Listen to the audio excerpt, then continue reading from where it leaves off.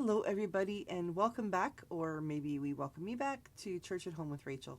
It is Wednesday, the 12th of November, 2025, and I am back from the Anglican Roman Catholic Bishops' Dialogue in Victoria, and then House of Bishops and Council of the North meetings in Niagara Falls, Ontario.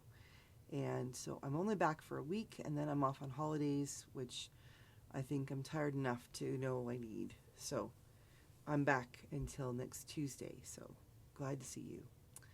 Tomorrow in Canada was Remembrance Day. I believe it was called Veterans Day in the States. But I participated in a couple of things that were opposite ends of the spectrum.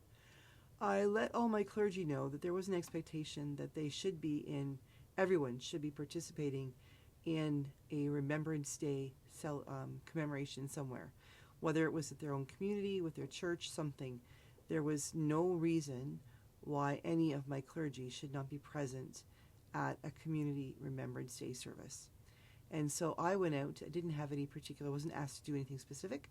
So I went out to Wawanesa, which is a small town about half an hour sort of southeast of Brandon, and where is the rector there, Chris Evans, is who is the dean. He has three parishes: St. Matthew's Cathedral, St. Mary's in Brandon, and St. Paul's Wawanesa. And he and his church run the Community Remembrance Day service every year at the community hall. So I was out there. He had asked Rob, my husband, to speak as a retired lieutenant commander of the military, and he gave the reflection. And I was pleased to be there, just to be present. I was also honored because they asked me as bishop to lay the wreath on behalf of the faith communities of their town. And I've not laid the wreath since I was a Girl Guide. And I found it very moving. The whole service was. It was a very small town. Nothing, incredible. The microphone didn't work, and the last post and the 2-minute silence and reveille were played on Rob's iPhone that he has. A lot of clergy have it on their iPhones for such purposes as this. And it was a lovely, in Flanders Fields, anthem sung by the United Church Women, the choir, and chili and bun lunch put on by the Anglican Church afterward. It was moving. Part of it that was incredibly moving was the absolute silence during the 2 minutes. And then a young man got up and shared John McCrae's In Flanders Fields. And he had it memorized. That shouldn't seem like much. He was probably grade 9 or 10. But these days, that says a lot. He was wearing a pair of jeans and a white shirt. Looked very nice, very spiffy for a young teenager. And he got up and he stood straight and he looked straight ahead. And he recited that poem perfectly. And you could tell it meant something to him. I don't know whether maybe his grandpa or great-grandpa was in the war, maybe an uncle. In the town of Wawanesa, it is very close to CFB Shiloh, and there are many people who live there who serve. And so there were probably at least a dozen men in uniform participating in the service yesterday. And it was really powerful to see that, especially considering the way our world is today and the things that are happening. And then after that, every year the Brandon Wheat Kings have a Remembrance Day game. They take advantage of the day that everybody's got a day off school, day off work, in Manitoba anyway. And so at 2:30 there was a hockey game. Went out to that. I have to confess, we only stayed till partway through the second period because I kept falling asleep, a little bit tired. But I found it disconcerting. Isn't really the strong enough word for me, but before the service, after the ceremonial puck drop, which they had they had a lieutenant colonel who is the base commander for CFP Shiloh. The person, the commentator, the person, the announcer, pronounced it lieutenant colonel, and that put my teeth on edge because in Canada it's pronounced lieutenant colonel, and the gentleman who is the announcer is Canadian. And he should know that. And then there was a master warrant officer, I believe it was, who was the third person. And the first person to drop the puck was a member of the Coke agriculture fertilizer company who was sponsoring the game or something. But the two military members, the lead, the ranking officer is lieutenant colonel, not lieutenant colonel, and that may seem silly to be, making bones about it, but this is Canada, and this is a member, a well-serving member with many deployments under his belt, and he deserves to be called by his Canadian title. After that, we had the playing of Last Post by a bugler, followed by 2 minutes of silence and then reveille. But as soon as they did announce that we would listen to Last Post and have 2 minutes silence, remove your caps, all those things. But as soon as Last Post was completed, quite a few people in the arena started to clap. During the 2 minute silence, at the beginning of the 2 minute silence, they started to clap.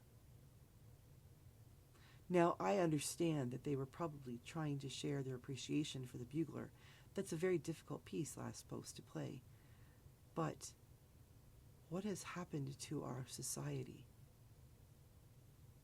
When I was 6 years old and a brownie, I knew that, well, then it was 1 minute of silence, but I knew that a minute of silence followed Last Post.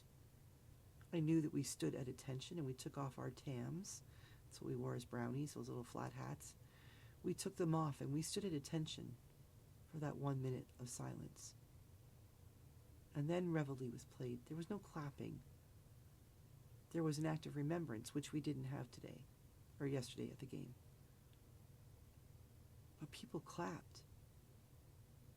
What is happening in our world that many people, I mean, there must have been thousands, there must have been 3,000, 4,000, 5,000 people at the game, but it wasn't a small number of people who clapped. It was quite a few. And when they started, there were others who just joined in. Now, they probably were wondering, like, why are we clapping? But they shouldn't have clapped. And I'm not being a stick in the mud.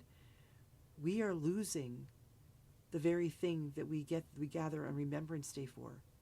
The very fact that people did not know that we honor the dead and we appreciate those who are currently serving by observing the silence and not clapping for Last Post.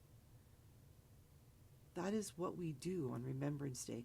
And when we no longer know that, well, guess what's happened?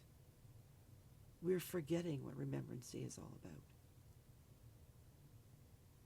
And when we forget what Remembrance Day is all about, well, then we're heading dreadfully close to a dictator taking over a country and brainwashing his people and having them believe that one group of people is vermin and that people who are gay are vermin and that people who are gypsies are vermin and people who don't look like me or sound like me or who I don't like, I can simply call the authorities and have them disappeared.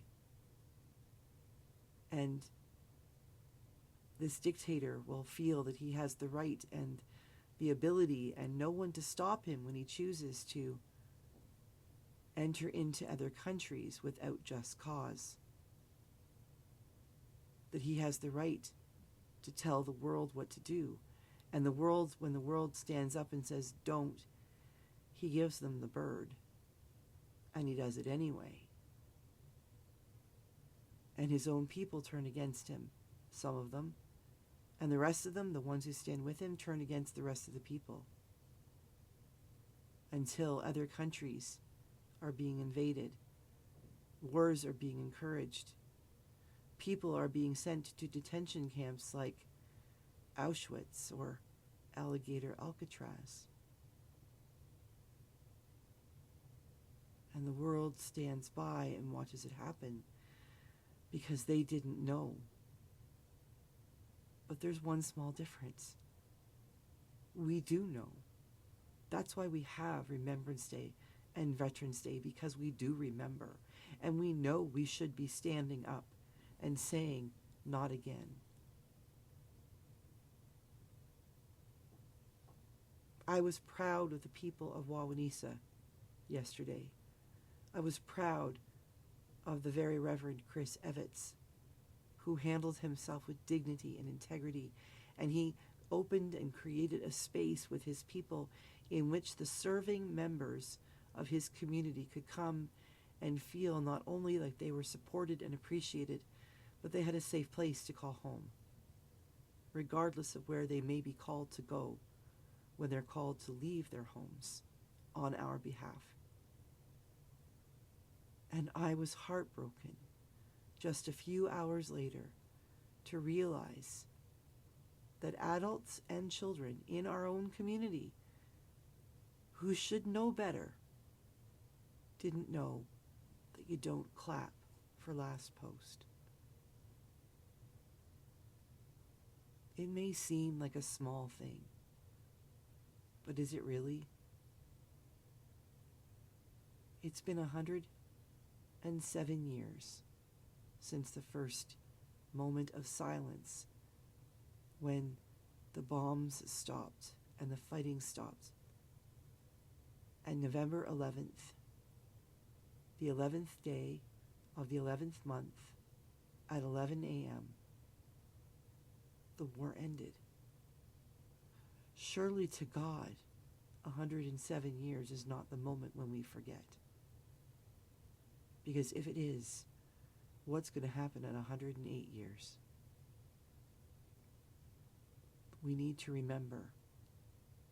And then we need to teach. We need to teach the hard truth of history. We need to show the pictures of what was found when they liberated the concentration camps.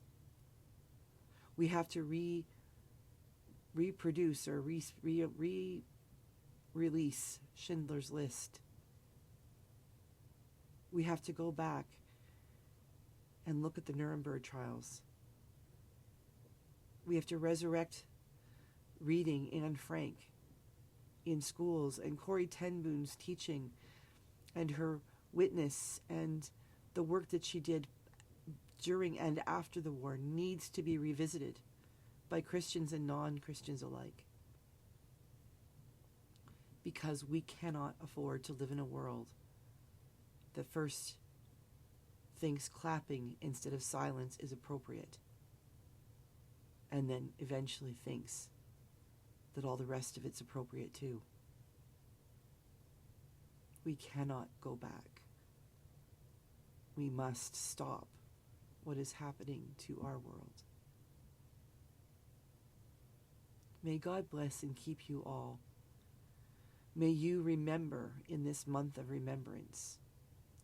And whether you wear the poppy until the end of November, as they do in some communities, or whether you laid your poppy at the cenotaph in honor and remembering yesterday, we cannot afford to forget. We must remember them. We will remember them. May God bless you and keep you this day. I will see you again tomorrow for Church at Home with Rachel. Thank you to our veterans. Thank you to those who have served and those who serve. And God bless the families of those who didn't come home.